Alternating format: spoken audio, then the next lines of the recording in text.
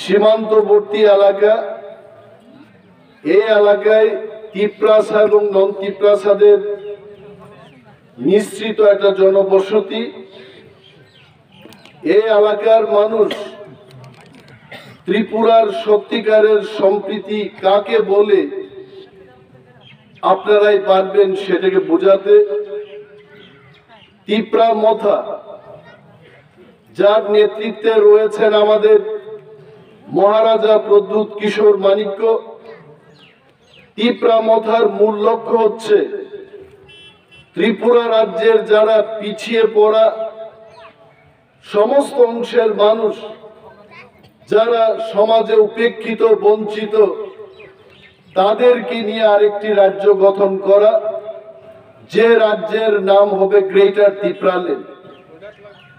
Greater Tipraland মানেই শুধু তিপ্রাসাকে নিয়ে হবে এই কথা কিন্তু কখনো তিপ্রামথা দল অথবা মহারাজা বলেন।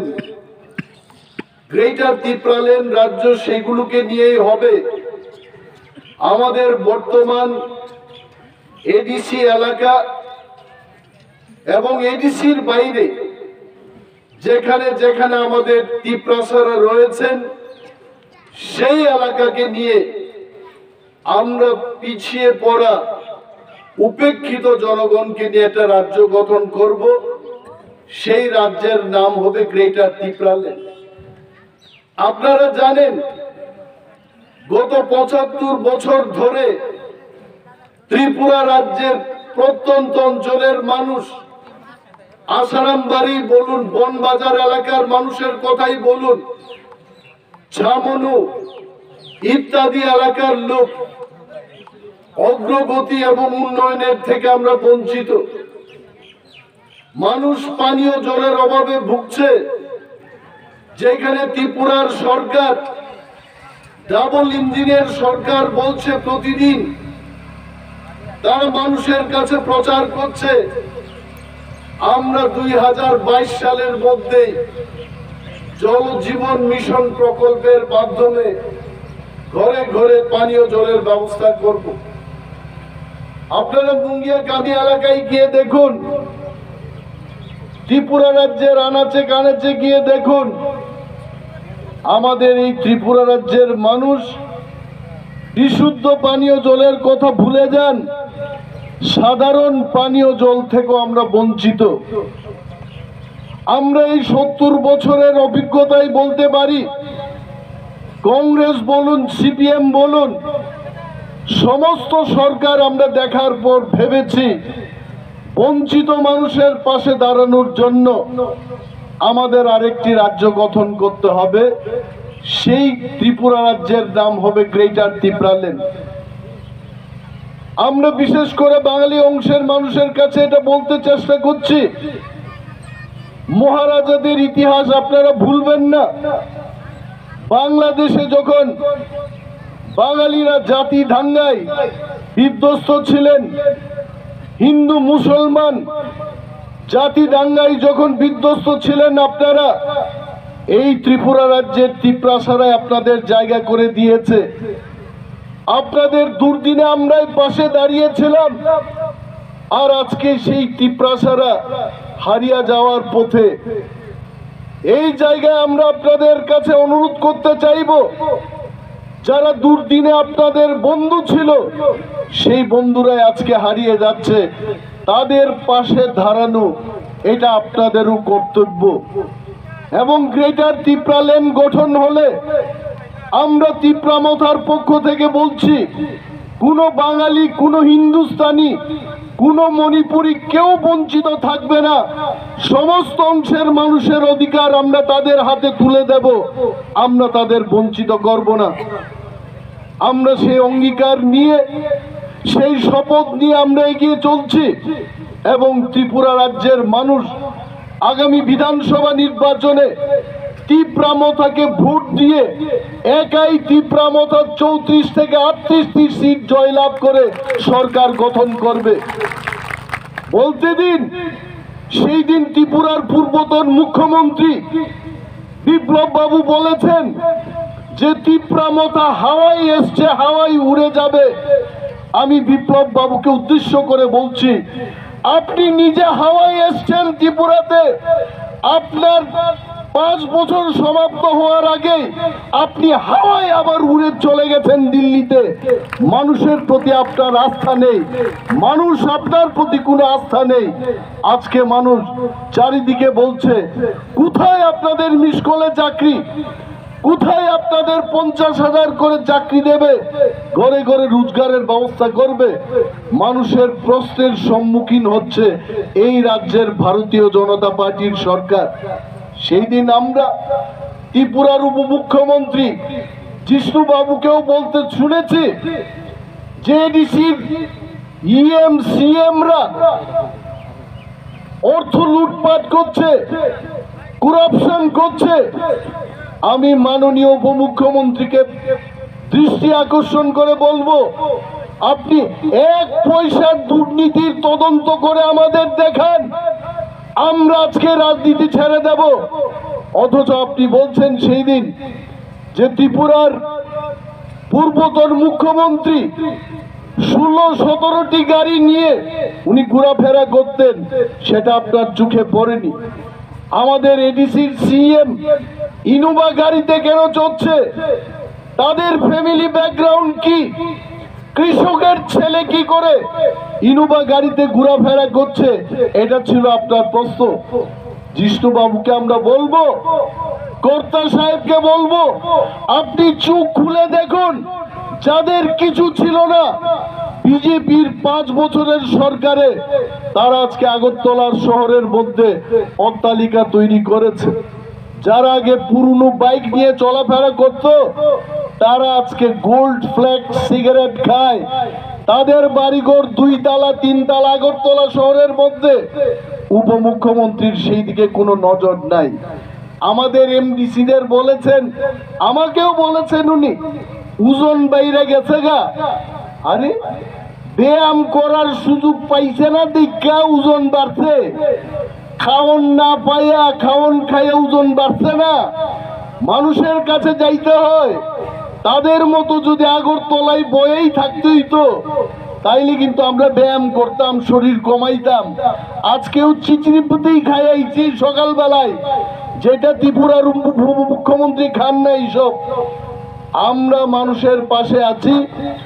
619 কোটি টাকা দিয়ে আমরা 32,000 পরিবারকে 32,000 ব্ল্যাঙ্কেট আমরা বিতরণ করছি। আপনাদের 26,800 কোটি টাকা একটা ব্ল্যাঙ্কেট তারা বিতরণ করতে পারে না আমাদের পিছিয়ে পড়া মানুষের জন্য। তারা আবার বলছে যে কি বলে, ডাবল ইঞ্জিনের সরকার। আরে ডাবল ইঞ্জিন কিসের? ডাবল ইঞ্জিন একটা বেকারকে চাকরি দিতে পারলো না। কত 10,323 জন কর্মচারীর জীবন শেষ করে দিল।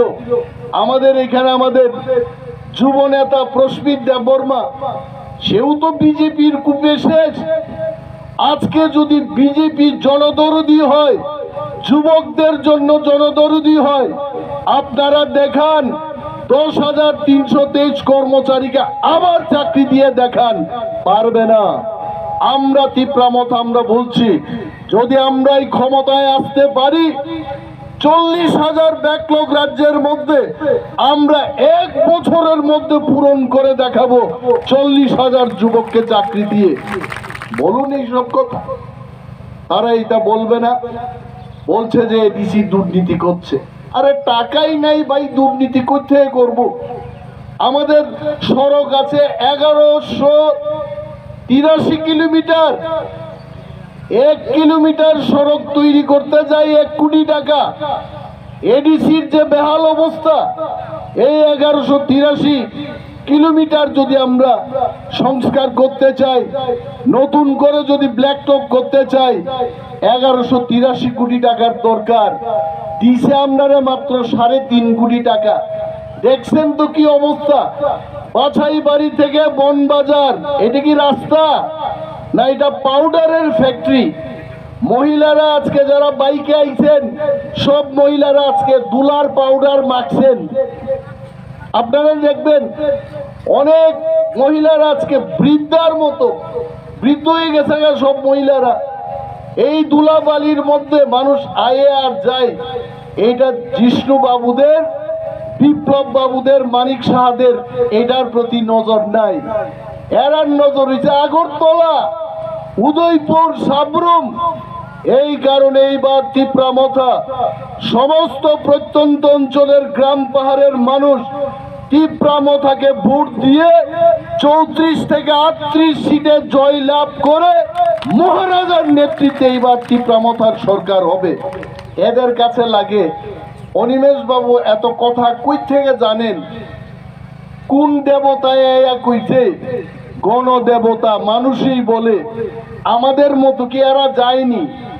বিপ্লব বাবুরা গ্রামে গাড়ি চইরা আপনার মতো আয়ে না, হেলিকপ্টার দিয়ে আইব, ঠা ঠা ঠা ঠা ঠা নামবো, নাইমে আইতে রিমাই টিমাই পড়বো মাঞ্জা লাগায়া, हम सब कर देंगे, ये करेंगे, वो करेंगे। আধা হিন্দিতে আধা বাংলায় কথা কয়ে যাইব আবার আগরতলা।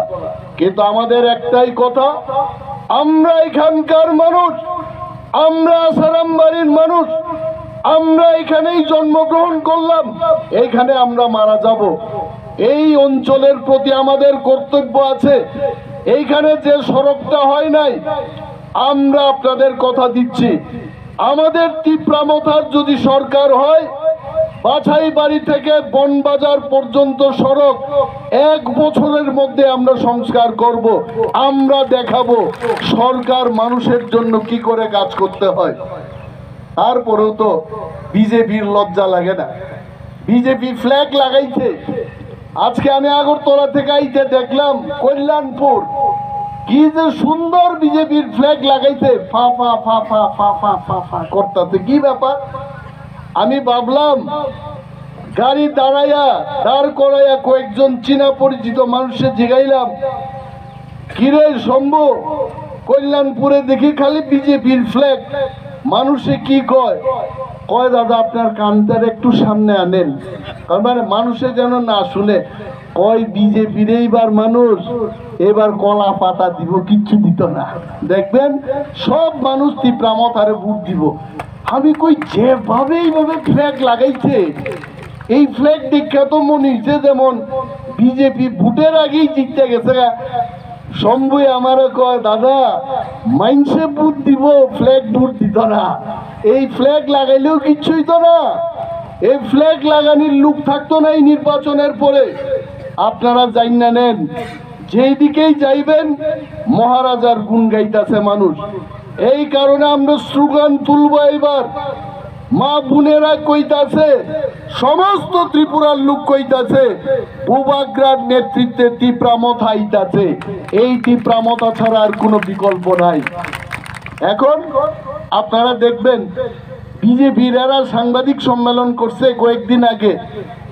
আগে তো কইছিল আজকে থেকে 2 মাস আগে, কই বিজেপি 60-এর মধ্যে 60 জিতবো আমরা। এখন সেই দিন দেখলাম সাংবাদিক সম্মেলনে কইতে, কই 60-এর মধ্যে বেশি না গেল 36 আমরা পাইব। 60-এর থেকে 36-এ নামছে। যেদিন ইলেকশন ডিক্লেয়ার হইব, তিপ্রামথা যেদিন ফ্ল্যাগ লাগানি শুরু করব, বিজেপি 60 থেকে 0-তে নামবো। আপনারা দেখবেন একটা সিট পাইতো না। আমি তো দেখিই না কোন সিট যে এরা জিতবো। এরা যে চিৎকার করে মোহনপুর সিট, তিপ্রামথা ছাড়া মোহনপুর সিট জিতবো, জিততো না। খয়েরপুর সিট জিতবো নি, জিততো না।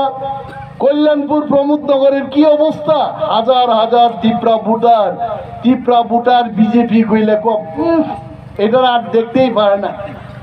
বৃদ্ধ মহিলারা পর্যন্ত কয় ইয়ংরে বিজেপির ভোট দিবেন, কয়টারা হইতো না। এটা বলে 4.5 বছরেই দুর্গন্ধ হয়ে গেছে। সিপিএম পোস্টে পোস্টে দুর্গন্ধ পাই হইতে 25 বছর গেছে।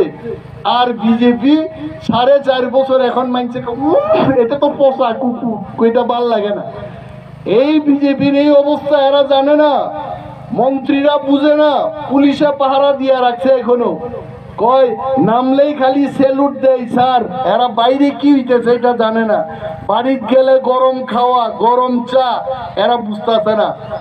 যেই ক্ষমতা যাইব গা, যেই দিন ভোট হইব, আমরা তো চাই কালকে ভোট ডিক্লেয়ার করো, আগামী 3 দিন বাদে ভোট ডিক্লেয়ার করো। তীব্রামথা প্রস্তুত, আমাদের টাকা পয়সা লাগতো না, গ্রেটার ত্রিপুরা লেন নিয়ে আমরা যাব। পাহাড়ি, বাঙালি, মণিপুরি, হিন্দুস্তানি সমস্ত অংশের মানুষের জন্য কাজ করার জন্য আমরা গ্রেটার ত্রিপুরা লেনকে নিয়ে আগামো। আমাদের গ্রেটার ত্রিপুরা লেনে কেউ যেন খাদ্যের অভাবে না মারা যায়, পানীয় জলের জন্য কেউ যেন আন্দোলন না করে, বেকাররা যেন বেঙ্গালুরু গিয়া কাজ করতে না হয়, সেই গ্রেটার ত্রিপুরা লেন গড়ার জন্য আমরা তীব্রামথা নির্বাচনে সমস্ত অংশের মানুষকে আমরা বলবো আপনারা তীব্রামথায় ভোট দিন এবং নিজেকে শান্তি সম্প্রীতির মধ্যে রাখুন, উন্নয়নের পথে নিজেকে আনুন। আমরা সবাই মিলে গ্রেটার ত্রিপুরা লেন গড়ব এবং সুস্থভাবে সেখানে আমরা বসবাস করব। এই অঙ্গীকার আমাদের, ভয় পাওয়ার কিছু নাই। আমাদের যুব নেতা প্রস্মিত দেববর্মা বলেছে কিছুক্ষণ আগে যে ভুল বলে বুঝাইতেছে, কই তীব্রামথাইলে বাঙালির আর পিঠ থাকবো নি। বাঙালির পিঠ কি হয়েছে? বাঙালির পিঠ আগেও চামড়া দিয়েই ছিল, এখন কি এটা কাঠের তক্তা হয়ে গেছে নাকি? কে কি করছে? কেউ তো কিচ্ছু করছে না। আগে এরা বুঝাইতো তীব্রামথা যদি এডিসিতে ক্ষমতা দখল করে কই বনবাজার, আসারামবাড়ি, করঙ্গি ছড়াই, বাঙালি আর থাকতে পারতো না। 2 বছর হইতে গেছে আমাদের এডিসি, একটা বাঙালি মাইর খাইছে না। আমরা আপনাদের কথা দিচ্ছি, রিয়েল সম্প্রীতি, শান্তি সম্প্রীতির অ্যাকচুয়াল চেহারা তীব্রামথা ত্রিপুরা রাজ্যে গ্রেটার ত্রিপুরা ল্যান্ডের মধ্যে আমরা কইরা দেখাবো। এটা আমাদের প্রতিশ্রুতি আপনাদের কাছে। ভয় পাবেন না, এরা এটাই বুঝাইব। আপনারা এদের খালি কইবেন কই আমাদের ভাতা, কই আমাদের রেগার কাজ বৃদ্ধি করবেন।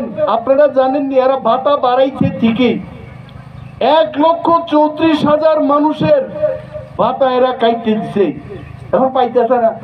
সেই দিন আমি নর্থ ত্রিপুরাতে গেলাম, 1 কোটির একটা জায়গায় প্রোগ্রামে গেলাম, বৃদ্ধ আর বৃদ্ধা কইছে, কই বাবু আগে তো স্বামী স্ত্রী আমরা পাইতাম, এখন তো আমার বউয়ের ভাতা কাইতে দিচ্ছে। এরা একজনের ভাতা কাটে আর একজনের দেয়। এই 1,34,000 মানুষের ভাতা কাইটা এখন কিছু লোকের 2,000 টাকা কইরা বলে বাড়াইছে, এরকম শুনলাম। এটা দিয়ে কি মানুষের উন্নয়ন হইব? গরিব মানুষ কই যাইব? কি খাইব এরা? এই কারণে আপনারা, আমরা সবাই পিছিয়ে পড়া যারা, আমাদের ঐক্যবদ্ধ থাকতে হইব। ত্রিপুরা রাজ্য আমাদের, প্রতিটি মানুষের, যারা বাংলাদেশ থেকে আইছেন, বহু বছর আগে আইছেন, বিচার কেন্দ্রীয় সরকার করবে, বিজেপি করবে, আমরা কেন বিচার করতে যাব? আমরা শুধু গ্রেটার ত্রিপুরা লেন গঠন করে ত্রিপ্রাসাদের নিয়ে এবং নন ত্রিপ্রাসারা যারা আমাদের সাথে থাকবেন তাদের সবাইকে নিয়ে আমরা শান্তি সম্প্রীতির একটা গ্রেটার ত্রিপুরা লেন করতে চাই। এটাই আমাদের দাবি। এখানে বাঙালির বিরুদ্ধে, হিন্দুস্তানির বিরুদ্ধে বলে আমাদের কোনো কথা নেই, সবাইকে নিয়ে আমরা চলবো। ইতিমধ্যে আমাদের আরেক জন নেতৃত্ব, আমাদের এডিসির যিনি এক্সিকিউটিভ মেম্বার এসে গেছেন, সোহেল দেববর্মা, ওনার জন্য সবাই হাততালি দিয়ে ওনাকে স্বাগত জানাবে। বলার তো অনেক কিছু আছে, ভয় পাবেন না। এইটুকু বলতে পারি, এরা যত টাকা নিয়ে আসুক, ত্রিপুরা রাজ্যের এই আসারামবাড়ি বিধানসভা কেন্দ্রে আমাদের যতটা ভূত আছে, এই ভূতের মধ্যে বিজেপি কোনো ভূতে এরা 10টা ভোট পাইব কিনা এদের সন্দেহ। এরা করুক, এরা বেহালা বাড়িতে একটা মঞ্চ করতেছে, আমরা শুনলাম বাইরের থেকে সাবরুম পর্যন্ত লুকাইনে এরা মিছিল করব। কিন্তু বিজেপি বন্ধুদের জানা উচিত, সাবরুমের লোক, খোয়াই শহরের লোক আইয়া আসারাম বাড়িতে ভোট দিত না। আসারাম বাড়ির মানুষ আসারাম বাড়িতে ভোট দেবে। যে আসুক, বিজেপির প্রার্থীকে এইবার আমরা মিনিমাম 20,000 ভোটের ব্যবধানে হারাবো এই আসারাম বাড়ি কেন্দ্রে। বিজেপি আইব, মাটির মধ্যে গইরা পড়বো, আর উঠতো না। আর আসাম বাড়ি থেকে সারা ত্রিপুরা রাজ্যে তীব্রা মথার জয় জয়কার শুরু হইব। আজকে এখানে আমাদের মাঝে আপনারা দেখেছেন আমাদের লড়াকু নেতারা আজকে এখানে উপস্থিত। আমাদের জোনাল চেয়ারম্যান বিশু দেববর্মা, প্রস্মিত দেববর্মা আমাদের ওয়াইটিএফ লিডার, অমিত দেববর্মা আমাদের ব্লক প্রেসিডেন্ট, রাজেশ বাবু আজকে এখানে আসেননি। আমরা ঐক্যবদ্ধভাবে আমরা লড়াই করে বিজেপিকে আগামী বিধানসভা নির্বাচনে ইটের জবাব আমরা পাথর দিয়া দিব। আমরা কিন্তু ভয় পাই না। একটা ইট যদি আয়া আমাদের দিকে, 1000 পাথর খালি ছুটতে থাকবো আমরা, ধে দানাদন ধে দানাদন ধে দানাদন, আর আমরা থামাইতাম না। আপনারা সবাই প্রস্তুত থাকুন। আগামী বিধানসভা নির্বাচন আমাদের নির্বাচন হবে, আমাদের জয়লাভ হবে। আর বিশেষ কিছু কথা না কইয়া আপনাদের সবাইকে আবার ইংরেজি নববর্ষের শুভেচ্ছা জানাইয়া আমার কয়েকটি কথা আমি এখানেই শেষ করছি। তীব্রামথায় গ্লোক্থম, উবাগ্রায় গ্লোক্থম।